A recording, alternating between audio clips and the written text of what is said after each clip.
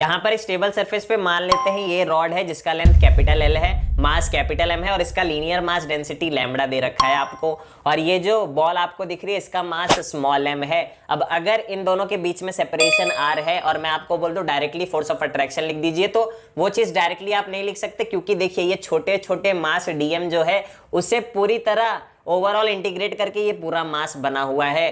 तो फिर मैं डायरेक्टली फोर्स नहीं लिख सकता क्योंकि इस डीएम मास का डिस्टेंस इस बॉल से कुछ अलग है, इस डीएम मास का जो डिस्टेंस है वो इस बॉल से कुछ अलग है। तो मैं क्या करूंगा, एट अ डिस्टेंस x जाकर ये छोटा सा मास डीएम कंसीडर करूंगा जिसका जो लेंथ है वो छोटा सा कुछ dx लेंथ होगा, ठीक है। तो इसका लीनियर मास डेंसिटी क्या हो जाएगा, dm अपॉन dx। तो मैं इसके लिए फोर्स ऑफ अट्रैक्शन जो कि इस डायरेक्शन में इस बॉल की तरफ से लगेगा वो होगा df बराबर g dm m upon x square. तो यहां पर फिर देखिए हमें लिमिट्स पुट करनी पड़ेगी। देखिए यहां से डिस्टेंस r गया, मींस x की वैल्यू जब r हुई तो यहां पर तो कोई मास है नहीं रॉड का, तो उस पर फोर्स क्या होगा, कुछ नहीं होगा। तो फोर्स की वैल्यू इनिशियल लिमिट 0।